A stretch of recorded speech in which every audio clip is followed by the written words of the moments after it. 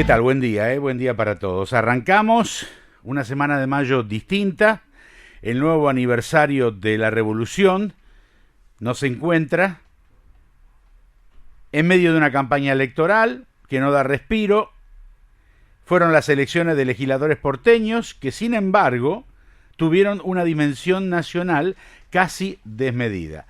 A ver, tratemos de recordar que solamente se trata de legisladores de ese distrito. Si usted habla con políticos avesados de Buenos Aires, oiga, lo que pasó fue elección de concejales en Buenos Aires, que tienen otro nombre. Se les dice diputados. A partir de la reforma, la ciudad autónoma, que encara la realidad como si fuera una provincia, la más rica de toda la Argentina, ¿no? Pero simplemente legisladores. Nacionalización de esa campaña que tuvo empeñado al gobierno nacional desde ya y al propio presidente en primerísima persona. Semana de mayo, semana de la Revolución.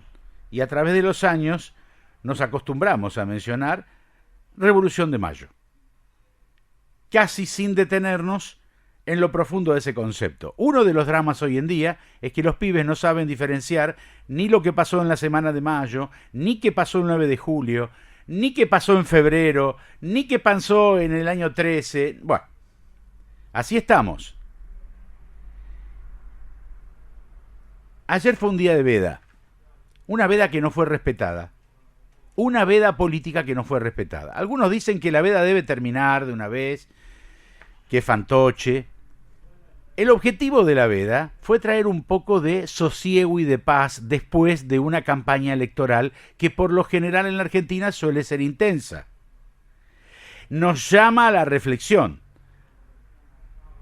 a una suerte de tranquilidad, para que durante lo que termina de la jornada del viernes y el sábado pensemos, si no estamos decididos, a quién vamos a votar o a quién no vamos a votar. Pero como todo en la Argentina, las leyes sobran y no se cumplen. La veda supuestamente también debió servir para pensar un poco en esta semana que estamos atravesando, ¿no? Lo que pasó hace más de 2 siglos y su impacto en el presente. Para la Real Academia Española, la revolución significa cambio violento en las instituciones políticas. Y este cambio violento, revolución, sin duda afectaba intereses que no dudarían en ningún momento en enfrentarse a los revolucionarios. Por tal motivo, la primera junta, viene bien recordar estos nombres y no mezclar. Bueno, el que no estudió no lo va a aprender. El que lo escucha por primera vez, mira, estaba en la primera junta. Sí, estamos hablando de la semana de mayo, hace más de 200 años. Esa primera junta, lo que es el primer gobierno patrio, estaba integrado por Cornelio Saavedra, su presidente, Mariano Moreno, Juan José Paso, Manuel Alberti, Miguel de Ascuénaga, Manuel Belgrano. ¿Estaba Belgrano en la sí, estaba. Juan José Castelli. Castelli también estaba, sí. Juan Larrea y Domingo Mateu. Todos comprendieron que en la jugada era todo o nada en un principio. Y eran momentos de verdadera tensión, porque si los revolucionarios perdían el control, en esa época sabían que sus únicos caminos eran el exilio o la muerte. Y pese a todo,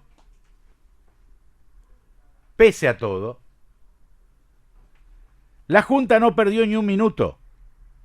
En poco más de 6 meses, invitó a las provincias a enviar diputados para que participaran de un congreso. Hay que decir que el interior sospechaba y ya miraba el intento de hegemonía de Buenos Aires, que se erigía en una suerte de hermanita mayor, ¿no?, frente a las provincias o los pueblos del interior que eran considerados menores. Esto subsiste hasta hoy en día, Se creó la Gaceta de Buenos Aires, se fundó la Biblioteca Pública, se fomentó la educación primaria, se creó la primera escuadrilla naval y el ejército argentino, se habilitaron nuevos puertos, se promovió la venta de tierras en zonas fronterizas para incentivar la población de todo el territorio y desalentar la llegada de posibles invasores.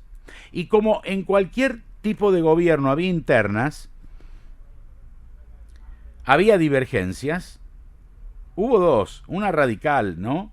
Y no me refiero a al Partido Centenario, conducida por Mariano Moreno, y otra más conservadora, encabezada por Cornelio Saavedra, que derivaron en lo que se conoce la primera crisis de gobierno.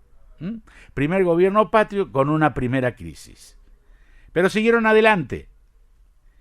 Decía Moreno, en el diario que fundó, La Gaceta de Buenos Aires, el pueblo no debe contentarse con que sus jefes obren bien.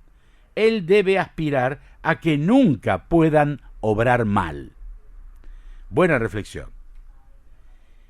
Y en momentos de zozobra es bueno recordar las ideas de los hombres y mujeres que soñaron un país cuando había poco y nada. Imagínense ahora, criticamos lo que es la conformación del país de alguna manera, con sus caminos hechos pelotas, con las calles llenas de baches, con falta de obras fluviales, viales, con tanta falencia, con tanta pobreza, con tanta marginalidad, con tanta villas miseria.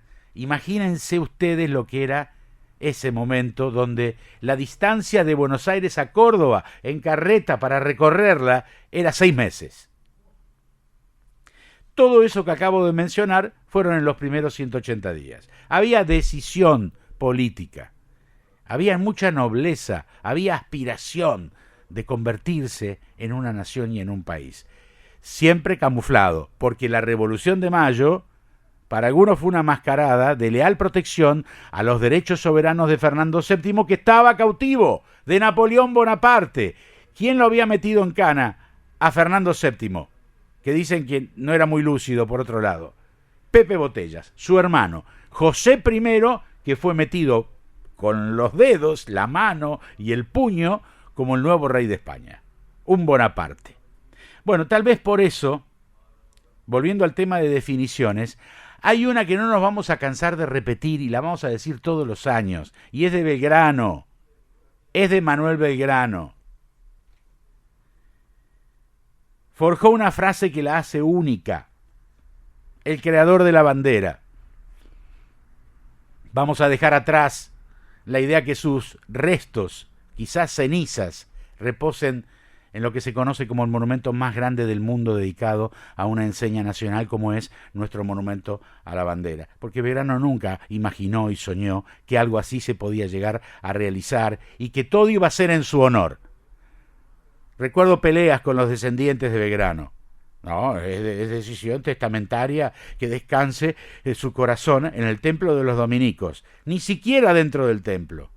Está fuera, en el atrio, allí a la intemperie, y nadie sabe que allí están los restos de Belgrano.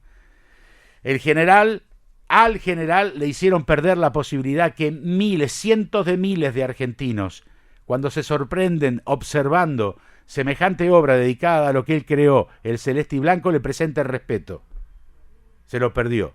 Pero los figuretis de Buenos Aires, que se van a encargar todos de llamarse Manuel, sin ningún lugar a duda, y si hay alguno que tenga también de corazón de Jesús, dicen que es testamentario y que es el deseo de permanecer en un lugar que está fuera del circuito histórico. Fuera del circuito histórico nadie sabe. Bueno, tema aparte. Vamos a la frase de Belgrano. Sobre la patria, sobre la constitución de esos rancheríos iniciales en el país. Y decía, la patria es el sentimiento de libertad que es capaz de transformar en héroes a los ciudadanos más simples. La patria es el sentimiento de libertad que es capaz de transformar en héroes a los ciudadanos más simples. Y no había internet para afanar, frases de Confucio y traducirlas después al español. Los hombres de Mayo entendieron que tenían el desafío de hacer del exvirreinato un proyecto de nación. Cada 25 de mayo se renueva ese desafío. La austeridad de Belgrano, de San Martín, la pasión de Moreno y muchos héroes anónimos ayudan a completar ese complejo sentimiento que llamamos patria. Y todo esto se gestó en una semana, como esta que estamos atravesando hace poco más de 2 siglos.